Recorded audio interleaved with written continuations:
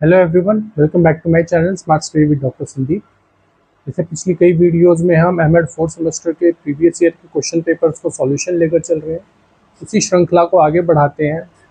आज जो हमारे पास क्वेश्चन पेपर है वो educational management, administration and leadership F4002 4002 इसका कोड है। इसका अक्टूबर 2021 का ये क्वेश्चन पेपर है। आज हम इस वीडियो में से सॉल्व आउट करेंगे। 80 मार्क्स का क्वेश्चन पेपर है, वही सेम 3 सेक्शंस हैं, सेक्शन ए, सेक्शन बी और सेक्शन सी। स्टार्ट करते हैं। पहला क्वेश्चन है हमारा कि what is POSDCORB prescribed by Luther Gulick to analysis education administration. कि लूथर गुलिक द्वारा शैक्षिक प्रशासन की प्रक्रिया का विश्लेषण पोस्ट कॉर्ब क्या है। तो जो वर्ड है पोस्ट कॉर्ब, इसे हमें पूरा एक्सप्लेन करना है, जो कि दिया गया था लूथर गुलिक के द्वारा। कि पोस्ट कॉर्ब क्या करता है, हमारा एजुकेशन एडमिनिस्ट्रेशन को डिस्क्राइब कर रहा है, प्रिस्क्राइब कर रहा है।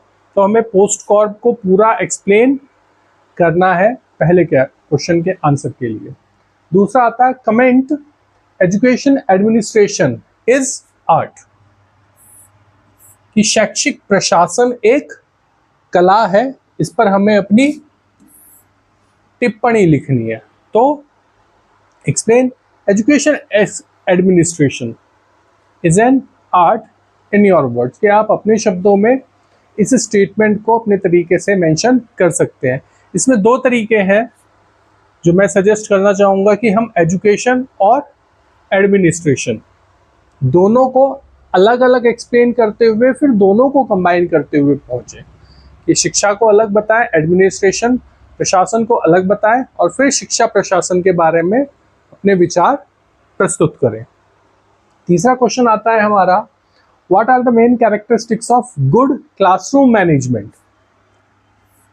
एक अच्छे क्लासरूम मैनेजमेंट की क्या विशेषताएं हैं, एक अच्छे कक्ष प्रबंधन की मुख्य विशेषताएं क्या है।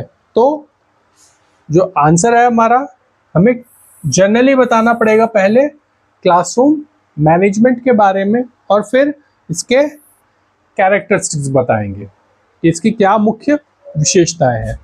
फिर आता है what were the main objectives of NCERT with special reference to teacher education programme. कि शिक्षक शिक्षा कार्यक्रम के संदर्भ में NCERT के मुख्य उद्देश्य क्या है। तो अगर देखा जाए तो NCERT ने जो ऑब्जेक्टिव्स तैयार करे हैं, एक उसके जनरल ऑब्जेक्टिव्स हैं, लेकिन टीचर एजुकेशन के लिए उन्होंने जो ऑब्जेक्टिव्स तैयार किए हैं क्वेश्चन में वो पूछा गया है। तो हमें टू द पॉइंट अपना जो objectives given by NCERT for the teacher education programme वो यहाँ पर मेंशन करने हैं। इसके बाद बात आती है क्वेश्चन नंबर 5 की। क्वेश्चन 5 में पूछा है what do you understand bye quality enhancement in education. कि शिक्षा में गुणवत्ता वृद्धि से आप क्या समझते हैं, क्वालिटी एनहेंसमेंट से। तो पहले हमें मीनिंग डेफिनेशन बतानी पड़ेगी। क्वालिटी एनहेंसमेंट क्या है, गुणवत्ता क्या है, शैक्षिक गुणवत्ता क्या है, विद रेफरेंस टू एजुकेशन। कि हम पहले गुणवत्ता के बारे में बताएं, उसके बाद शैक्षिक गुणवत्ता पर अपनी बात रखेंगे। ये हमारा सेक्शन ए था। उसके बाद हमारा सेक्शन बी आता है।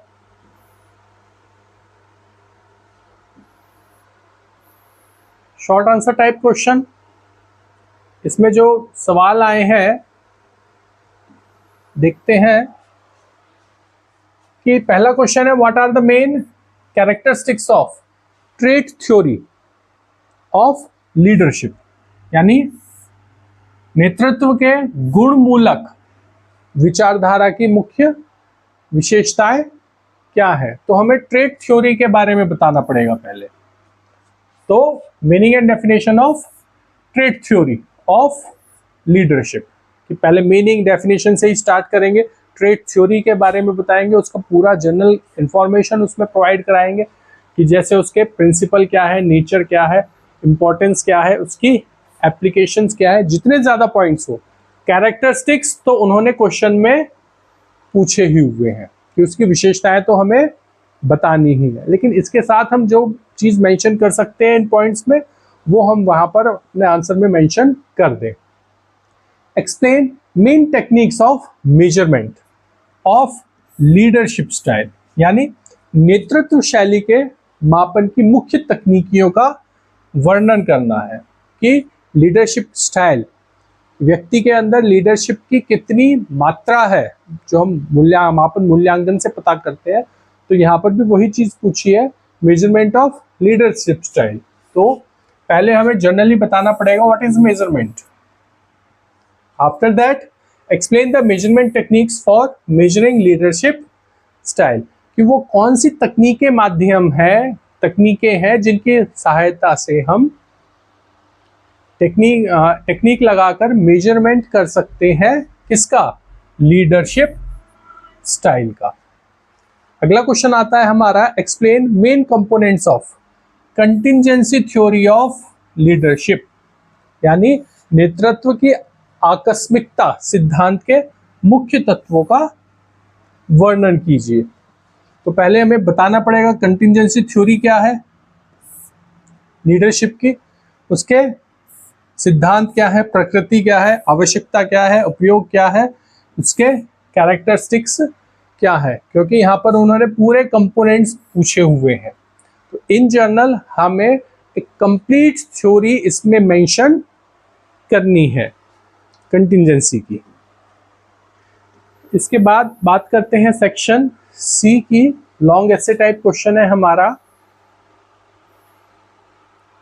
तो पहला क्वेश्चन आता है, describe in detail about state education system of secondary education, कि राज्य के माध्यमिक शिक्षा प्रणाली के विषय में विस्तार पूर्वक बताइए।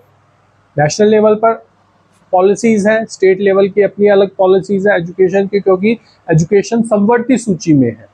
तो राज्य और केंद्र दोनों ही शिक्षा में अपना लागू कर सकते हैं। तो यहाँ पर स्टेट एजुकेशन के लिए पूछा हुआ है, तो हमें पूरा बताना पड़ेगा स्टेट एजुकेशन सिस्टम। हम किसी भी स्टेट का, कोई भी स्टेट जिसमें हम हैं, वहाँ का एजुकेशन सिस्टम के बारे में बताएंगे और फिर स्पेशली रेफरेंस देंगे सेकेंडरी एजुकेशन के बारे में, किस उस स्टेट के सेकेंडरी एजुकेशन सिस्टम किस प्रकार से कार्य करता है या उसकी कार्य प्रणाली कैसी है। इसके बाद नेक्स्ट क्वेश्चन आता है, what do you understand bye accreditation, explain it's meaning, concept and parameters, यानी प्रत्यय से आप क्या समझते हैं, इसकी अर्थ, अवधारणा और मापदंडों का वर्णन कीजिए। इन शॉर्ट जो एक्रेडिशन प्रोसेस है, जो रैंकिंग डिसाइड करती है, यहाँ पर उसके बारे में पूछा गया है।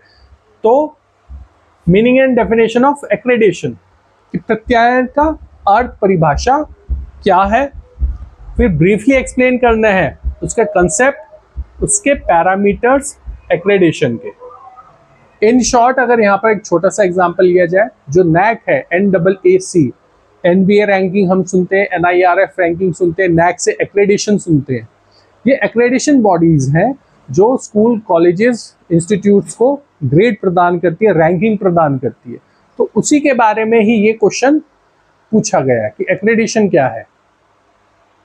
आफ्टर दैट नेक्स्ट क्वेश्चन आता है हमारा, what do you understand by total quality management, यानी संपूर्ण गुणवत्ता प्रबंधन से आप क्या समझते हैं। तो टोटल क्वालिटी मैनेजमेंट के बारे में हमें पूरा बताना पड़ेगा। अब यहाँ पर दो चीज़ें हो सकती हैं, हम पहले मैनेजमेंट के बारे में बात करें, उसके बाद टोटल क्वालिटी मैनेजमेंट पे जाएं।